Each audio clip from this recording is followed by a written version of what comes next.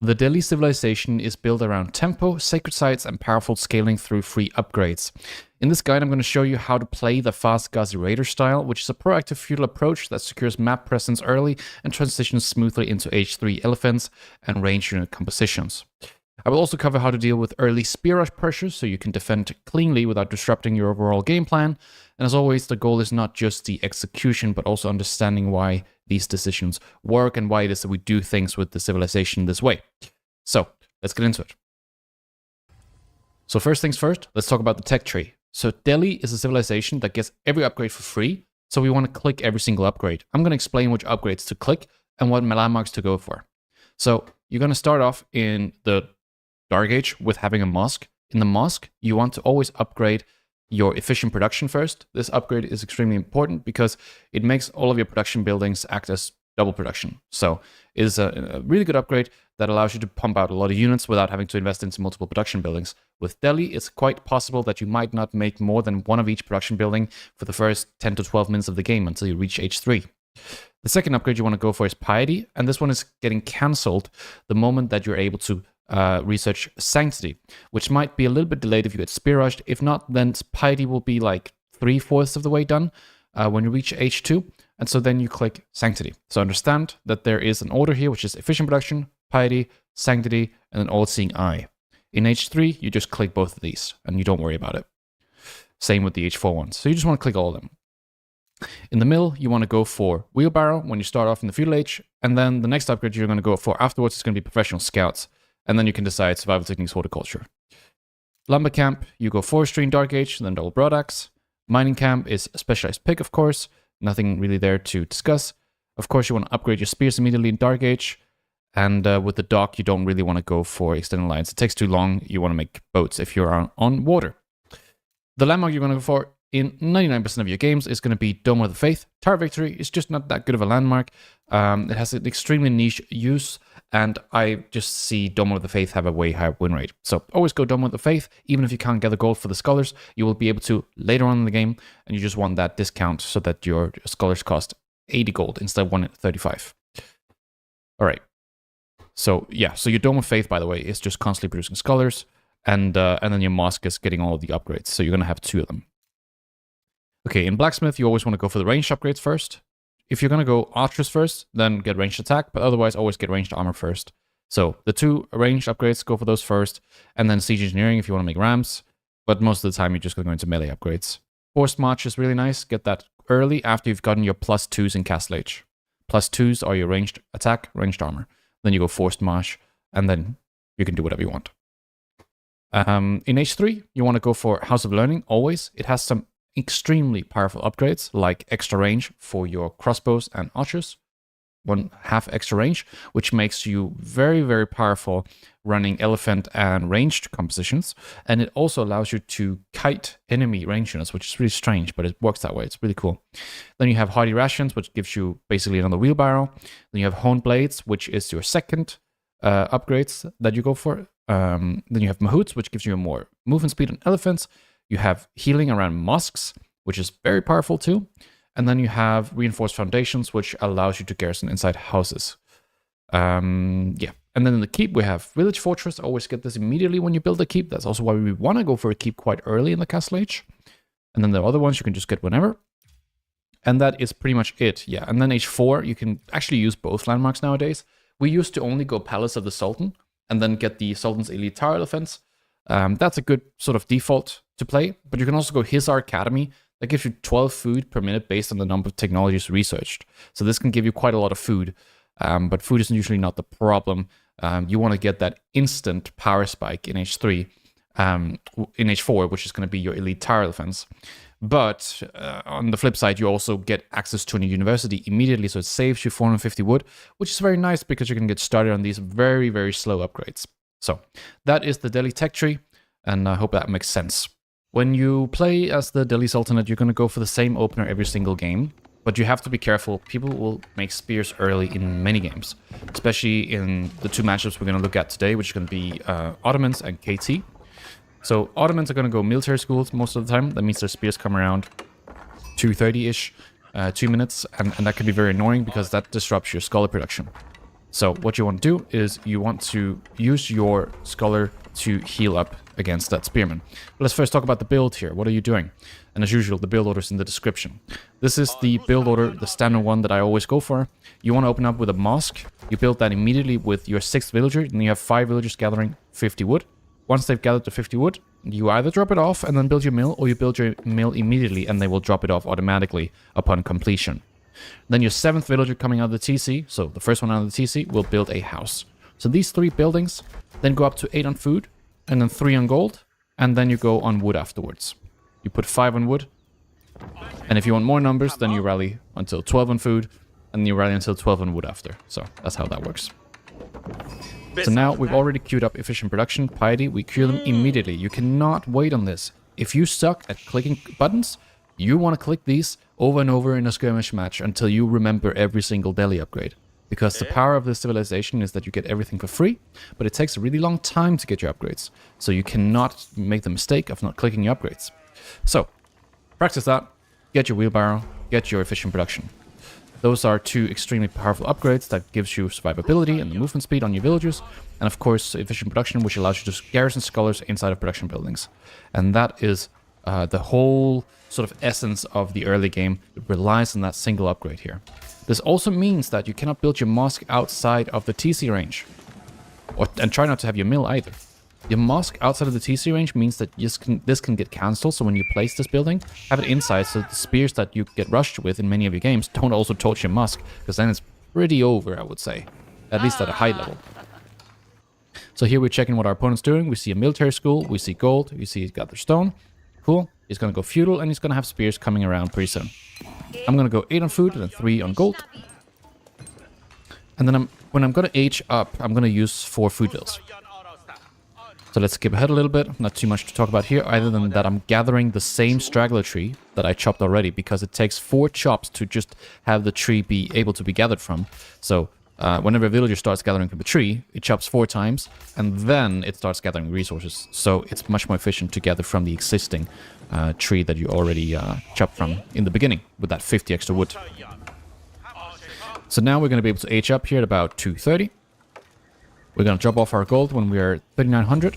We're going to drop off our food, and we're going to age up with 4 villagers from the berries. I like to just build them immediately here on the berries. Don't go walking somewhere, just build it immediately.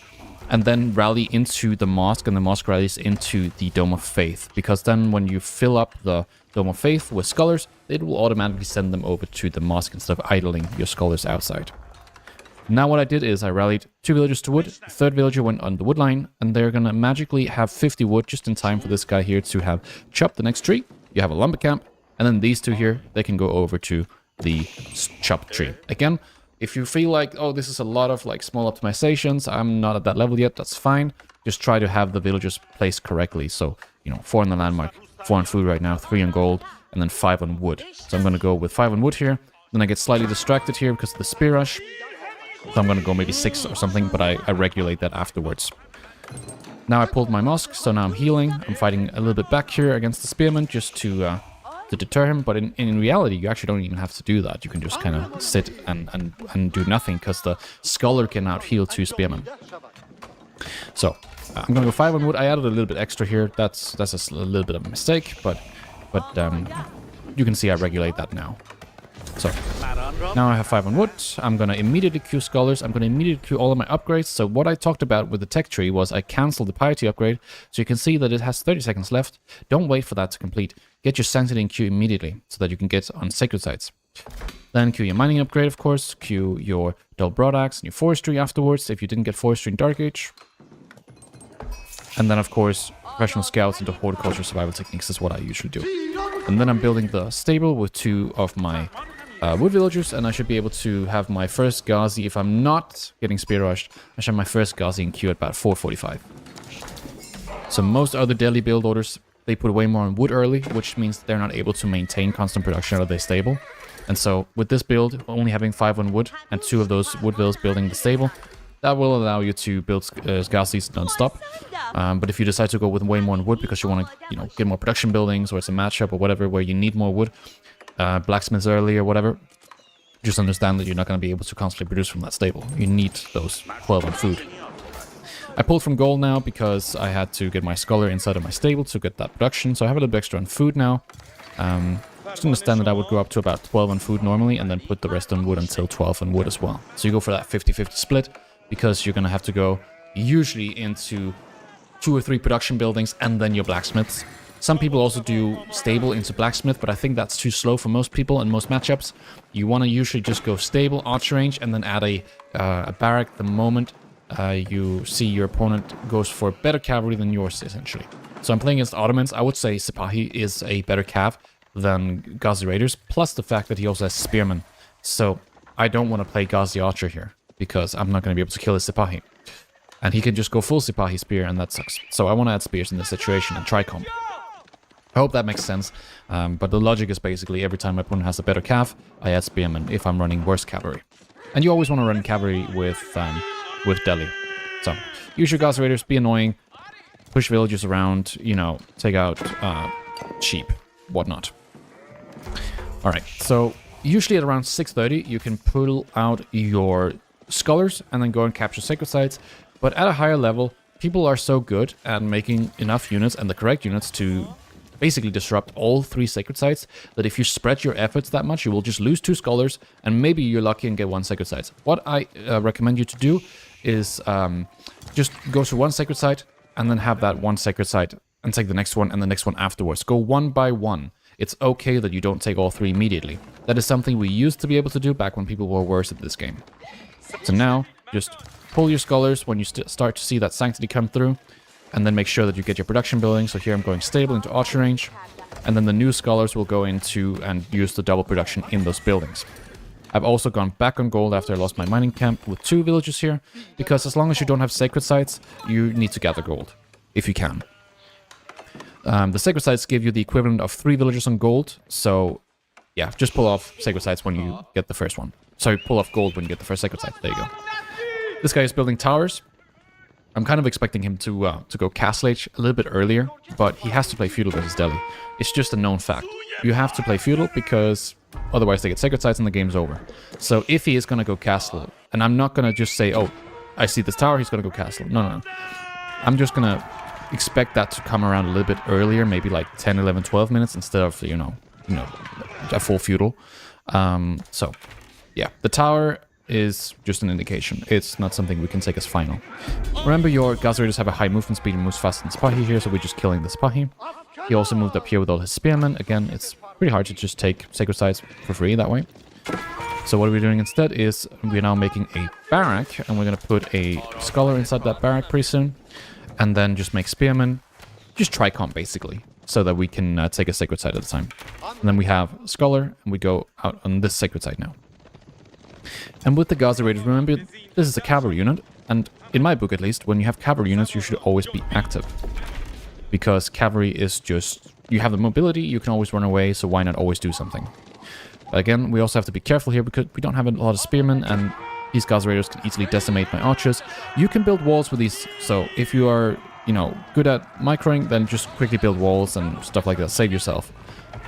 Again, this is back to my point initially of the Ghazi Raiders. They're not able to kill these guys. Not quick enough, especially not against a lot of spears as well. So make sure you try comping these kinds of situations. Alright. We got our wall up. That's pretty nice because now we can use that to go back and forth. A good Delhi player knows when to build walls. And walls and gates are particularly obnoxious. So the gates actually have like similar priority as units. So if somebody's attack moving across the map or something, they will prioritize that gate. And so a lot of the times you can use walls and gates to have your opponent aggro onto them and then mitigate a lot of damage. So you want to get really good at using walls and gates this way. Now we're moving out on the map here. We're going to go for these berries. We also got pro scouts through now. So I'm going to start making scouts at some point and then take the deer back home. I think the best way to go to Castle Age with Delhi is to make sure that you pro scouted 2 deer packs. So go on the map. Always use the map resources. Don't farm or anything stupid like that. Just make sure that you don't go castle before you've taken the deer. It's so important. It's a priority, right? If you don't take those deer back home, you're not going to be able to make units. I got a particularly large amount of sheep in this game, but in another game I might get 10 sheep fewer. So I would have gone on these berries much earlier. All right. So that's a little bit about the macro. It's really important that you understand that. Now I'm going to attack him here on the gold. I see double tower now, so I'm kind of expecting him to go into castle pretty soon because he doesn't have too many units. And to me, that's a GG already. Like, I'm already in a good position. Why? Because now what I can do is I can take all 3 sacred sites. So I'm going to pull my scholars. I'm going to go in the 2 other sacred sites that I haven't taken just yet. And then I'm going to get 375 gold per minute. That is insane. That's 10 more villagers basically in your economy by having 3 more sacred sites. So you should just always have...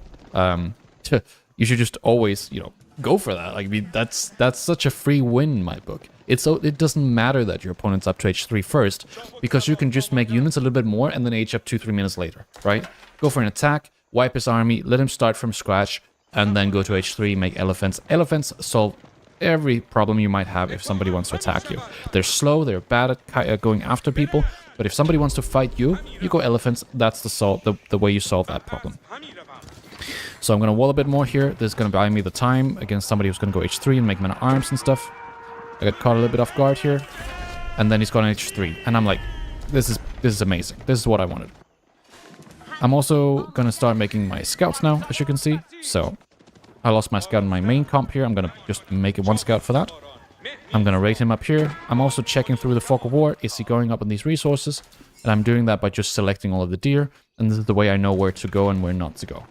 He sees everything here. I'm aware of that because of the towers. So, yeah, he is going to be in a pretty bad position here because my archers, I can one-shot his spearmen. So right now, the way I micro this is I just shift-click all the archers, and then I'm microing the spears and Ghazi. So when he charges forward with spears, I pull my Ghazi back, and I move forward with my spears. That's the micro. There's nothing more to it. Ghazi go back, spears go forward. Take the blunt of the charge damage. Now all of his spears are dead. I send in my Ghazi Raiders.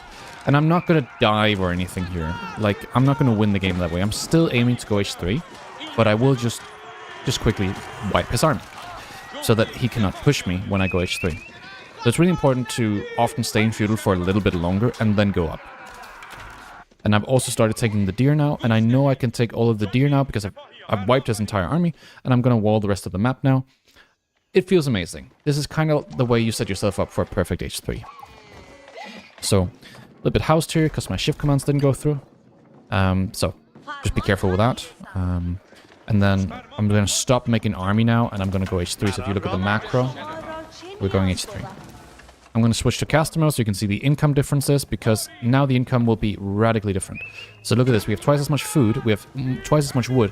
And we have same amount of gold income and we're not gathering gold. So our economy is amazing, just from staying in feudal a bit longer, making sure that we have good economy, getting that deer in, getting the scholars in. Now I'm matching up with House of Learning. House of Learning is the best landmark in my opinion. Compounded Defender, it's just not it anymore. It used to be good for spamming keeps and stuff in a different type of meta where we made a lot of town centers. No longer. Now we're playing House of Learning and we've done so for a long time. When you're going H3, the good Delhi player will take his scholars preemptively, put them out on the relics already, like this, so that he can instantly take 5 relics the moment he hits H3. Also, blacksmiths came around very late in this game, and that was because my opponent went H3.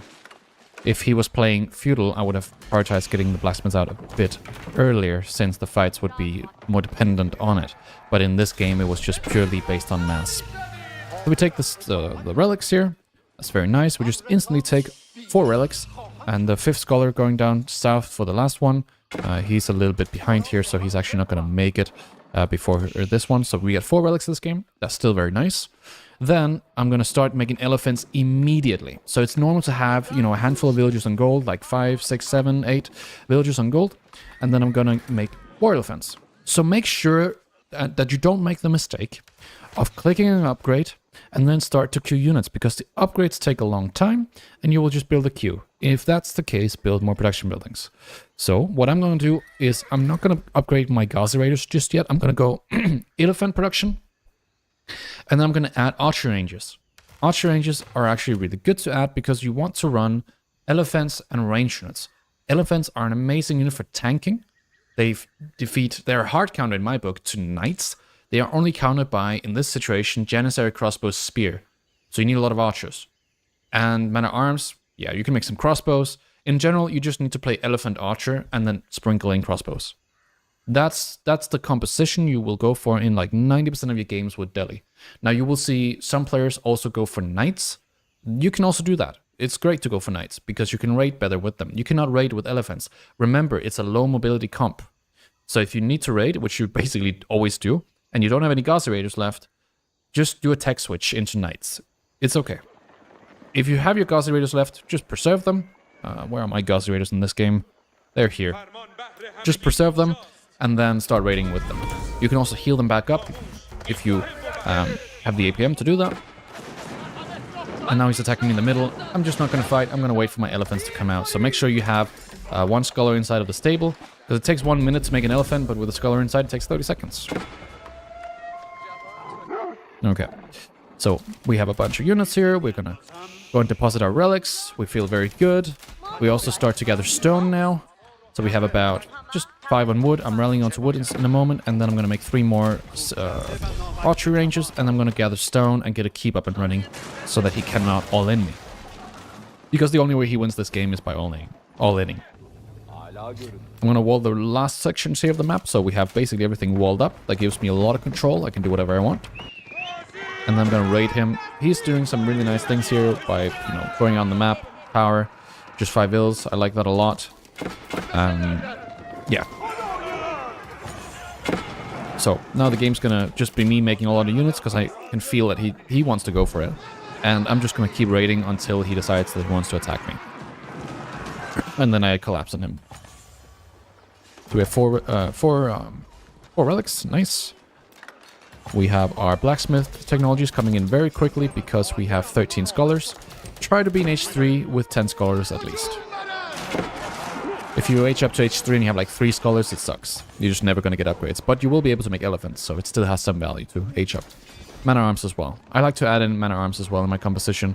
Just gives me more frontline, so my elephants don't get surrounded by spearmen and stuff. Take some of that blunt damage. Again, I'm actually not fighting too much villager kills, but I'm fighting idle time, and I'm idling his army as well, giving myself more time to build up an elephant count. 1 elephant, usually people can take down, but when you have 4 or 5 of them, it's impossible to fight against, because they have 2 attacks. They have their trunk, and then they have their guy sitting on top doing 30 damage or something as well. And so that means that this elephant has a double attack, and it's kind of like it's like there's a unit on top of it that's just attacking in all directions, and then the elephant itself that's manually attacking with the, the head of the elephant, the trunk. I'm building a keep now, and he's coming around just in time, but he does not have enough. Like, he has some army, but, like, I don't care. I can just A-move, use my archers to click the Janissary and the Springles, spread enough out here, and because we're fighting under my base here, what you should always do is you should pull your scholars, heal up your units, and you can also move your opponent around, stress them a bit using the relics. And at the same time, this is how you win the game. Not only by winning this fight, but also raiding. Get those Ghazi raiders, those knights you made, those Ghazi raiders, and while he's distracted fighting, kill his eco. I have 1 man-at-arm up here. He just died. I have the whole of the Ghazi group from Feudal Age over here in his base, killing villagers, and then I'm just fighting this. I'm gonna pull these 2 other relics and start pushing him even more. Look at the elephants, they're taking 0 damage. They're so tanky. So, that's how you play Delhi. This is, I would say, perfect Delhi game. And it was because my opponent allowed me to get sacred sites. A person who knows how to play against Delhi will never give you sacred sites. And that's when it gets tough. Because you have to fight for it endlessly.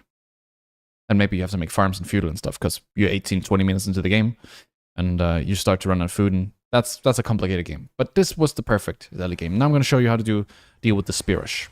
Okay, so the second game we're going to look at here is going to be how to deal with the spear rush.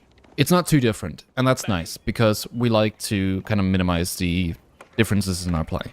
You're not going to take any precautions. You're going to be healing up your units, and then you're going to be spamming units after they spear rushed you. You're just not going to have scholars, and so you're going to take that leverage that you have from your opponent delaying themselves by going for a spear rush, and then you're going to spam units and take control of the game. if you decide that you're gonna make towers and, you know, spears in Dark Age and I don't know what, I've seen so much stuff. Like, just don't do those things. Play normal, gather gold that you need to go feudal, make an archer, and then retake gold, and then start making Galcerators archers. Get control of the game. Don't do all these overreactions, because that's what a spear rushing player wants you to do.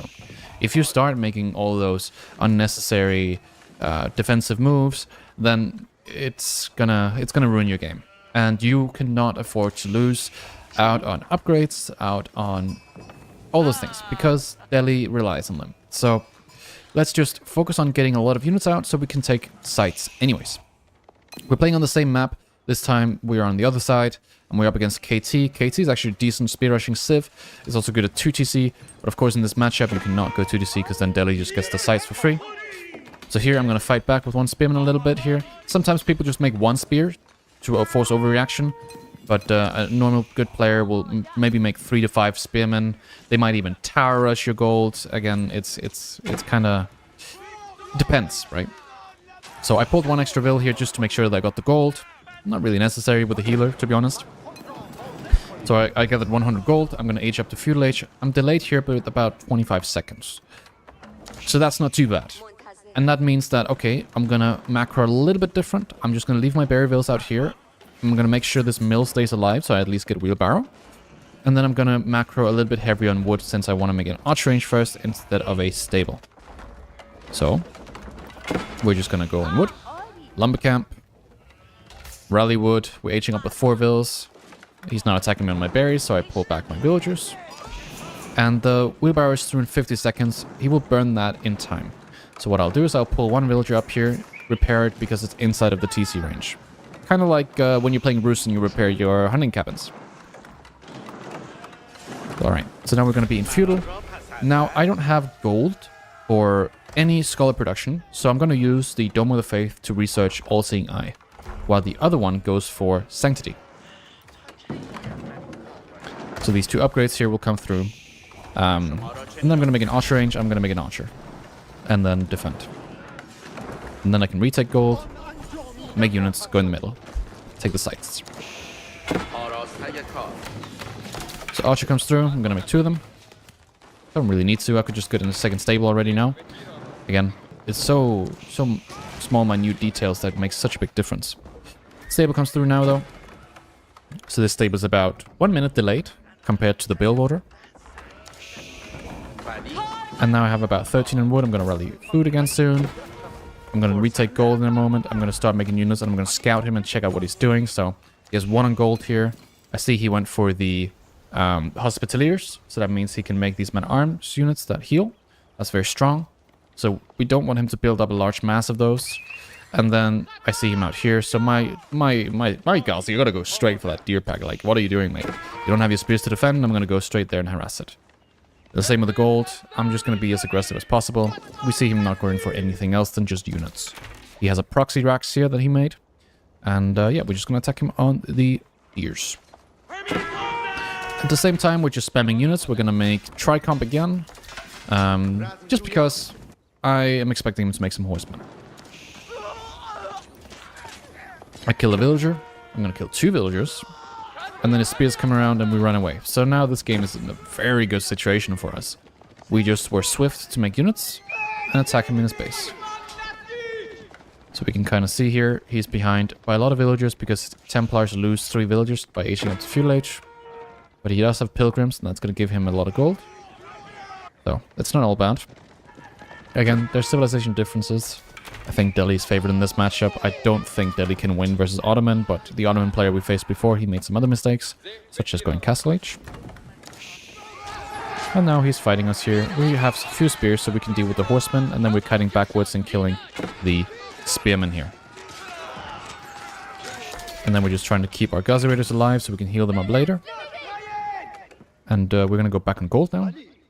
We've taken 5 villagers. If I get the sacred side, I'm just going to pull off again. Like, I'm not going to overgather here.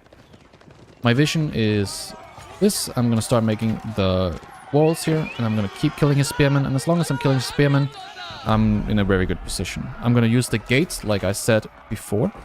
Again, it's a really good way to maintain to mitigate that damage and maintain aggro with the gates from your opponent, and that can give you some really nice breathing room in fights. Alright, we're gonna raid him up here again, I think. Or maybe I pulled the Gods Readers back. No, I do raid. Good.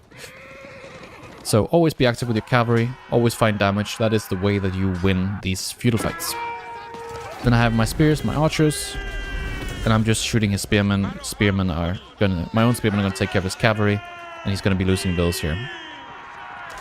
I think I killed 2 villagers here, while I'm also taking a good trade in the middle, because everything I'm doing in my base is just going into unit production. Again, I don't have any scholars inside because I didn't have a gold. But yeah, I'm getting my blacksmith upgrades now, ranged attack, ranged armor. I'm getting ranged attack early because of the Hospitalier Knights. They have a bit of ranged armor, the same with the horsemen. I just want my archers to be able to deal with that. And then being back on gold as well, I'm going to start my scholar production pretty soon.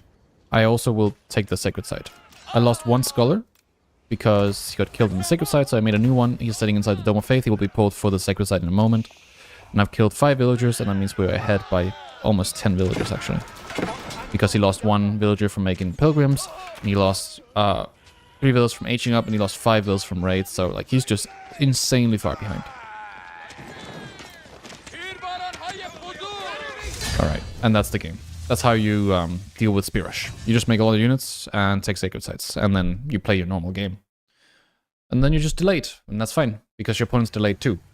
I hope this guide was useful for you. I hope the games were good enough to represent sort of how it should look. I think so, at least. And yeah, if you have any more questions about Delhi, do let me know in the comment section.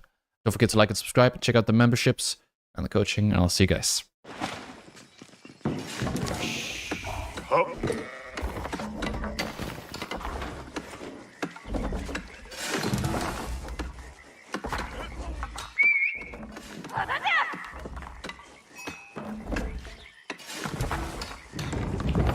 Yoki kana?